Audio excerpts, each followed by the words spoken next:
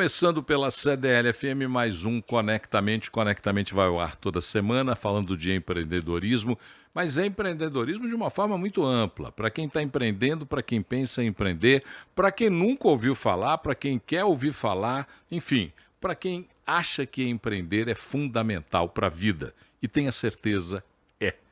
O programa de hoje vai falar com um convidado que vai trazer uma informação extremamente interessante para aqueles que empreendem.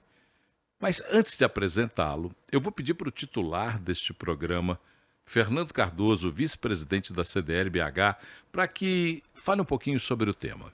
Vamos lá, meu amigo Paulo Leite. Diga lá, Fernando. O que é mais difícil, construir uma empresa de sucesso ou preparar alguém para dar continuidade a esse legado? Paulo, esse tema é interessantíssimo. O nosso convidado pode me atualizar, né? Mas quando eu participei do PDA da Fundação Dom Cabral, que é justamente um curso, né, para empresas, para famílias empresárias, né? E lá o número abismante, Paulo, é que 68% das empresas quebram da primeira para a segunda geração, 88% da segunda para a terceira, e da terceira para a quarta só sobram 4%.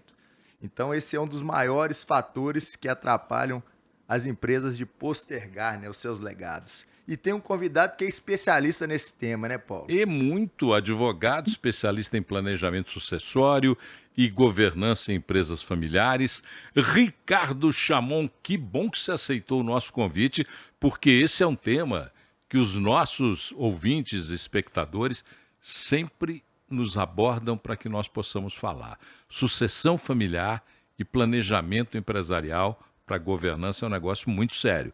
Muito obrigado por ter aceito o nosso convite, Ricardo. Eu que agradeço a vocês a oportunidade e ainda mais para falar de um tema que eu gosto muito de falar e de trocar ideia. Então vamos trocar ideia e quem dá o pontapé inicial é ele sempre escolhido, porque o cabedal de informação desse rapaz é um negócio assustador. A primeira pergunta quem faz é ele, Fernando Cardoso. Diga lá, Fernando. Bora lá então. Ricardo, por que tantos empresários dedicam décadas para construir uma empresa, mas adiam justamente o planejamento da continuidade? Vários motivos, né? Cada caso é um caso diferente. Eu vou tentar citar alguns que eu percebo que são recorrentes. Muito comum é a pessoa não ter vontade ou disposição de lidar com determinados assuntos muito delicados, né? Quando você está falando de sucessão, você tem que enfrentar determinadas questões familiares, tem que tocar em assuntos delicados, você conversar com as pessoas, coisas que às vezes nunca conversou antes.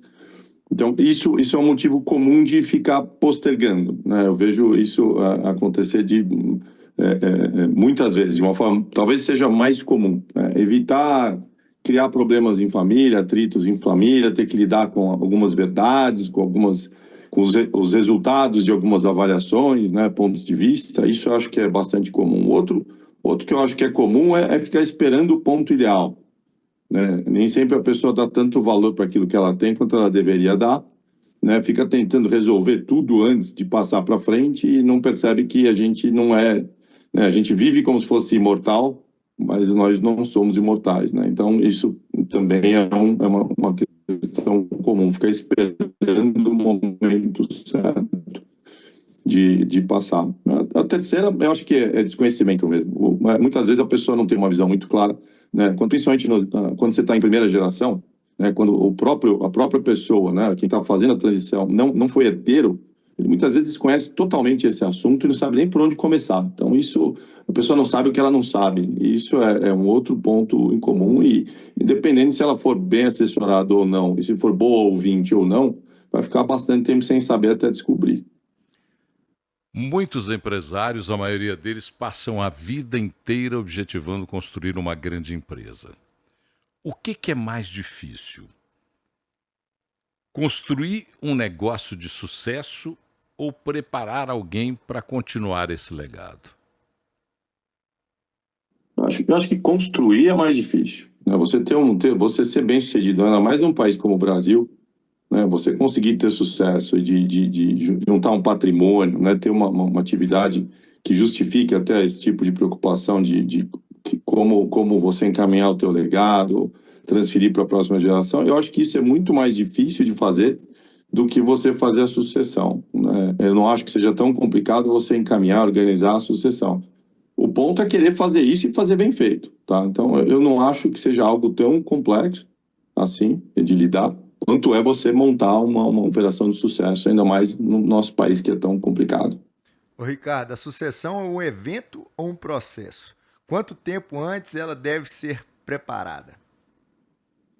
Muito. Eu acho que é um processo, né? É um processo de autoconhecimento, né? E não tem um tempo, né, que você possa definir para falar, olha, em geral é tanto tempo que leva, porque como depende muito de convicção, né, da pessoa formar convicção, você nunca sabe quanto tempo uma pessoa vai levar para formar convicção sobre determinados aspectos ainda tão relevantes, né, de ter que lidar com o fato de que não é imortal, de que vai transferir o patrimônio adiante, analisar os skills dos herdeiros, ver quais são os perfis, e etc. Então, eu acho que é um processo e longo e começa com autoconhecimento, né? Então, o ideal é isso. Quanto mais em cima da hora, né, quanto mais de sopetão for feito, maior o risco de dar errado e de gerar problema.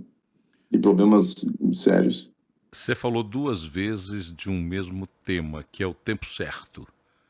E aí eu fiquei pensando aqui, como é que o que construiu o negócio, o fundador, percebe qual é o tempo certo? Que sinais ele recebe de que aquele é o tempo certo de fazer o processo? Acho que o ponto ideal desse assunto é o seguinte: a partir do momento que você se torna uma pessoa difícil de substituir e que a sua morte, seu desaparecimento repentino pode causar a repercussão, algo de negativo, tanto para os teus negócios, quanto para a tua família, quanto para a família de um monte de gente que trabalha para você, então você precisa começar a se preocupar, né? Basicamente é isso. Você tem, às vezes, uma atividade muito pequena, muito simples, você tem sócios que estão tem total condição de tocar na tua ausência, etc. Menos. Mas à medida que você começa a crescer, né, o teu papel fica muito importante para dar continuidade para o negócio, dentro da própria família, né, para o sustento da família. Você tem que começar a pensar em sucessão, você tem que começar a pensar em se garantir, porque como a gente não sabe quanto tempo dura, acontece qualquer coisa de errado, tudo aquilo que você construiu uma vida inteira pode ir por água abaixo muito, muito rápido e vai gerar dano, né, um efeito negativo para a vida de um monte de gente, né? Não só para a tua família, mas para todos os teus funcionários, toda a família dos seus funcionários. Então, basicamente é isso.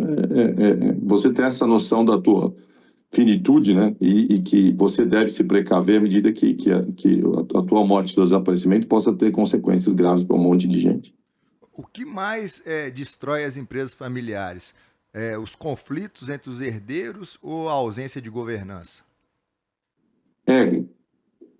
Não tem nada mais destrutivo do que o conflito entre herdeiros, marido e mulher, dentro de família, né? São as brigas mais complicadas, mais difíceis e onde você tem mais prejuízo. Para os advogados, em geral, uma briga entre sócios, etc., é algo sério, mas nada tão sério quanto se for dentro de família, né? As questões, as brigas familiares, as encrencas, não só pais, filhos, os filhos entre eles, esposas, é terrível, né? É um negócio extremamente destrutivo e o nosso ambiente jurídico, inclusive, ele dificulta, né? Então, você começa uma briga societária, você não sabe onde ela vai terminar e como vai terminar, né? E se depender do sistema, mesmo a arbitragem e tal, já favorece um pouco, mas a tradução dessa lógica para o mundo dos negócios, engessamento, demora para tomar atitudes, etc., pode ser fatal. Nem todo herdeiro tem um perfil para comandar uma empresa. Como é que se faz a gestão desta notícia sem transformar essa informação numa guerra familiar? É um ponto bem delicado, né? Por isso que eu falei de ego, tem uma questão de autocrítica. Eu acho que, como a gente estava falando, como é um processo, né, que é um processo de autoconhecimento, inclusive, essa avaliação, a capacidade de avaliar os herdeiros sobre a competência, né, deles para gerir negócio, a disposição deles, inclusive, porque muitos herdeiros, eu já vi muito isso acontecer, são obrigados pelos pais a tocar, coisas que às vezes eles não têm vontade de fazer. Outras vezes eles têm vontade e não têm competência. né? Então, eu acho que ter consciência disso, né? Se apoiar em gente que tenha capacidade, experiência e visão crítica para ajudar as pessoas, né? Que parte sempre do patriarca, matriarca, as pessoas que criaram o patrimônio para transferir para a próxima geração. Eles se equiparem, né? Se esclarecerem, se aprofundarem na análise. Não é tão simples analisar herdeiros, né? Eu acho que é muito delicado e tem que estar assessorado de gente com experiência que te provoque a pensar, a refletir e que ajude, inclusive, a própria família a pensar nisso, para eliminar as questões de ego. Não tem nada de mais um herdeiro ficar no conselho ou ser acionista e não ser executivo. Isso ele que tem que aprender a lidar com isso e às vezes a pessoa mesmo tem que ter a noção de quanto ela é boa ou não, quanto ela tem a vocação ou não para fazer determinadas atividades. É um processo de autoconhecimento de todos os envolvidos. A evolução da tecnologia, hoje a gente tem IA, as empresas cada vez mais se transformando digitalmente. Ela acelera esse choque entre as gerações? Olha, o que eu estou vendo por causa da inteligência artificial, eu nunca vi nada parecido. Eu tenho 57 anos e quando eu comecei em escritório de advocacia, ainda era máquina de escrever. Né? A gente não tinha cada um no seu computador, nada nos falava em internet. E o celular, agora o que eu estou vendo com a inteligência artificial eu nunca vi. O meu dia a dia mudou completamente em 6 meses. Então, eu não subestimo de modo algum a influência disso no nosso dia a dia, especialmente na área jurídica. Acho que isso traz muita informação para as pessoas, faz com que a gente exercite bastante a nossa humildade e competência, os advogados, porque hoje o nosso cliente, como a gente quando vai para o médico, a gente entra com o médico e já sabe o que a gente tem, né? E testa a paciência deles bastante. Com o advogado está igualzinho. Agora, o que acontece é que você fica muito capacitado, você tem muita informação e você não tem filtro para lidar com isso. A máquina hoje é uma coisa impressionante. Só que o meu cliente não tem filtro para lidar com isso. Então, ele fica super poderoso, com muita informação, e eu achava que ia confiar ainda mais em mim. Ao contrário. Tudo que eu falo eu tenho que provar, porque tudo isso o meu cliente quer entender no detalhe, e o Trusted Advisor é a máquina. Não sou eu. Então eu falo um negócio muito bacana para o cliente olha para...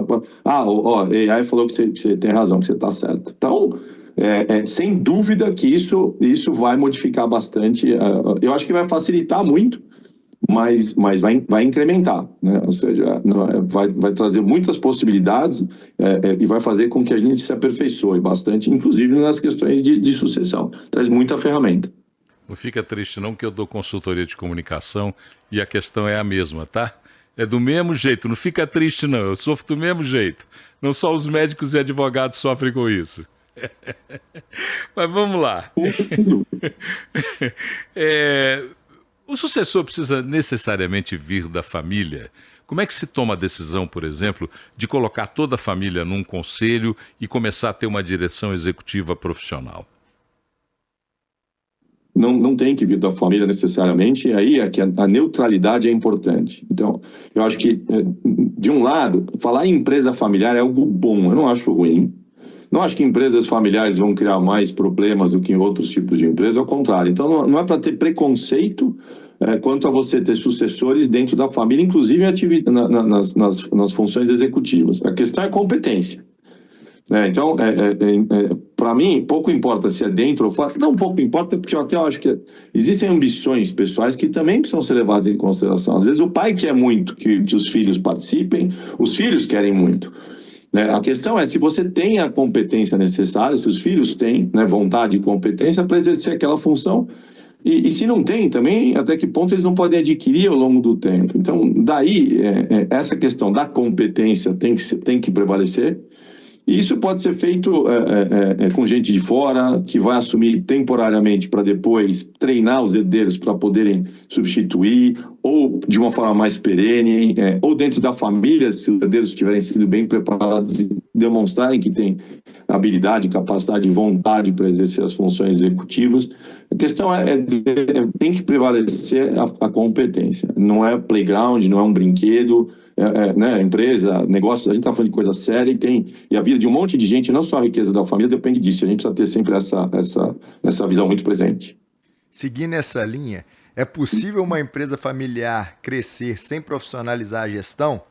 Em que momento isso se torna inevitável? Acho possível, né? Não de uma forma geral, né? Eu conheço empresas que os herdeiros foram muito bem preparados para assumir, o pai se afastou porque ficou doente e os filhos estão botando para quebrar e desempenhando um ótimo papel. Mas vamos lá, são os filhos tocando, um como CFO, outro como CEO, e outras funções do grupo são exercidas por profissionais, né? Dificilmente você vai suprir todas as funções executivas só com membros da família. Então, não tenho preconceito contra a sucessão dentro da família. Não é tão comum, né? O ser humano se move por necessidade e ambição. Quando a pessoa enriquece muito, a família é rica, né? Os herdeiros, às vezes, não ficam meio preguiçosos, né? Então, querer que eles trabalhem tanto, se dediquem tanto, não é tão fácil assim.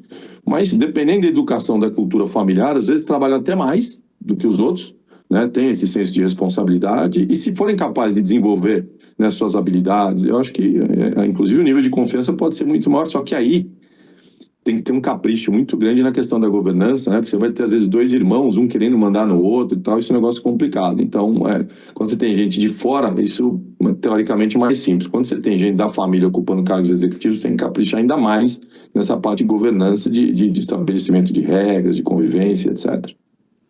Bom, o que eu vou usar agora para te perguntar é uma experiência própria. Eu já estou um tempinho no planeta Terra e lá nos anos 70, quando houve a sucessão da empresa do meu avô, eram homens e mulheres, e as mulheres foram deixadas de lado na sucessão. Então eu observei com muita atenção essa resistência das empresas familiares à sucessão feminina, vi de perto. As filhas já estão sendo preparadas com mais naturalidade para enfrentar e encarar os negócios da empresa dos pais? Sem dúvida. Não é de igual para igual ainda.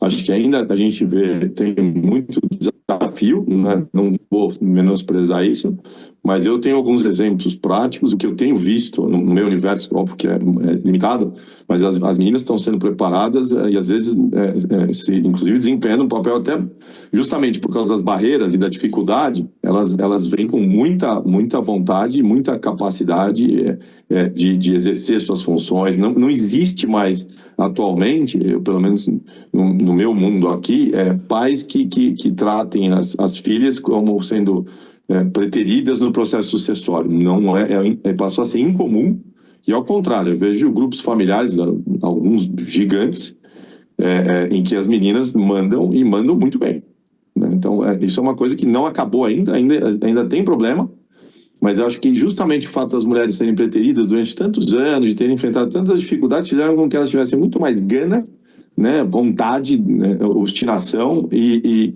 as mães modernas não criam mais as filhas para ficarem em casa ou cuidar dos maridos, ao contrário. Então eu tenho visto na prática os grandes grupos sendo sucedidos por mulheres e com resultados excelentes. Ricardo, se você pudesse dar um conselho, apenas um, para o empresário que pretende deixar um legado para os seus filhos, para os seus netos, qual seria? Se fosse só um conselho para ele... Mas pode escorrer também sobre o conselho, porque o Fernando foi muito autoritário com você. Você pode escorrer com calma sobre o conselho. Eu gostei do desafio, Eu vou falar para vocês, é uma questão de valor pessoal meu. O principal é a pessoa não olhar para aquilo que ela criou, a criação. Para mim, eu acredito muito em Deus, não tenho muita fé. E eu acho que a gente, não é só questão de competência ou mérito, você tem, aquilo está na tua vida por um bom motivo. Você tem, né, a riqueza material, etc., te traz um monte de responsabilidades.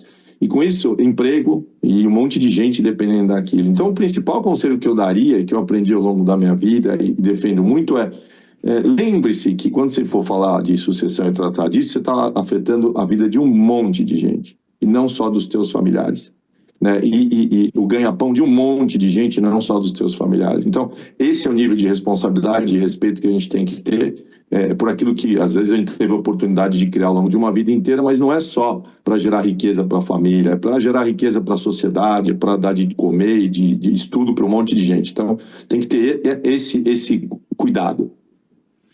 Que pena que a conversa terminou. Conversa boa, eu falo isso, parece até jargão do nosso programa, mas nós temos uma sorte muito grande, porque os nossos entrevistados são sempre, como diz aí comumente, da prateleira de cima. Então, as conversas vão fluir de maneira tão gostosa, tão boa, que ficaram uma série de questões aqui para trás. Antes de te agradecer, eu vou pedir para o Fernando Cardoso fazer aí um resumo da nossa conversinha de hoje. Diga lá, Fernando. Ô Paulo, foi sensacional. Eu queria falar que tá tudo muito alinhado com o que a gente pensa, porque eu também sou de uma empresa familiar, Ricardo. Você falou várias coisas, você falou essa questão do ego. A outra é uma questão da humildade do fundador. Para você ter uma ideia, uma coisa, Paulo, que me marca muito no meu pai, quando a gente foi fazer todo esse processo lá na Fundação Dom Cabral, ele um dia falou assim, ó, eu tenho 3 irmãos, somos em 4. Ele falou assim, a moça perguntou pra ele o que era o Centro Visão pra ela. Ela falou assim, você tá vendo esses 4 aí, ó? Eu gosto do Centro Visão igual eu gosto deles. Tipo assim, é meu filho, eu amo ele. Então, você pedir pra eu sair alguma coisa é a mesma coisa que você matar um filho meu. Então, o tamanho é a força desse vínculo. E 2 aprendizados, e o Ricardo falou muito bem, Paulo, que eu acho que a gente tem que ter muito cuidado, porque na sucessão tem 2 pontos importantes. O primeiro é que a empresa não cresce na mesma proporção que a família. Então, se os herdeiros não tiverem o cuidado ali de diminuírem o seu padrão de vida, é um dos grandes acontecimentos que faz com que a empresa quebre. E o outro é o distanciamento familiar. Igual teve meu pai e agora a gente está em irmãos. A próxima geração de primos. Então, a profissionalização ela vem muito porque esse distanciamento é um outro problema, é um outro agravante. Eu acho que o Ricardo trouxe muito bem. Eu acho que assim, ego, cuidado e profissionalização. É o que as empresas têm que pensar para elas postergarem o seu legado. Particularmente me chamou muito a atenção na conversa do Ricardo o fato da responsabilidade.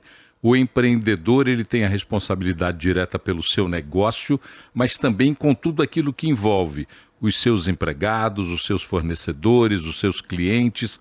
E essa responsabilidade, quando ela vem no centro da questão de um processo sucessório, ela molda o processo sucessório de um jeito mais humano, mais inteligente para essa sucessão. É isso aí. Ô, Ricardo, acho que nós somos bons alunos dessa prosa aí, Fernando. Olha, o nível de vocês, né? Acho que a inteligência das perguntas e o conhecimento de vocês facilita muito a vida de quem é entrevistado. Então, eu acho que vocês têm bons entrevistados aqui, porque vocês são ótimos entrevistadores e têm muita bagagem, né? Então, eu gostei muito da conversa, agradeço a vocês. E deixar só para os meus... Eu aprendi muito na minha vida com os meus clientes. Eu aprendi que quando eles confiam em você tanto, de você estar dentro da família, né, compartilhando assuntos tão íntimos, a gente não deve julgar, né? Então isso é uma coisa também eu acho importante. A gente aprende junto e a gente se coloca numa posição também de humildade de não julgar. Eu aprendo muito com a minha profissão, acho que ela tem de mais bacana é isso. Então eu vejo que a cabeça de vocês é muito parecida. Então foi muito gostoso. Obrigado pelo convite. Espero que a gente volte a se falar em breve. Eu tenho certeza disso, nós é que agradecemos. E para você que nos acompanhou até agora, aquele lembrete que eu fiz no começo do programa, eu volto a repetir. Agora, a partir de agora, nas nossas plataformas de streaming, particularmente na plataforma Multiprosa da CDL-BH, esse conteúdo está disponível para você ouvir quantas vezes quiser, replicar, mandar para os amigos, fazer bom proveito, porque a conversa foi muito boa. Muito obrigado, a gente volta na semana que vem com mais um Conectamente. Até lá.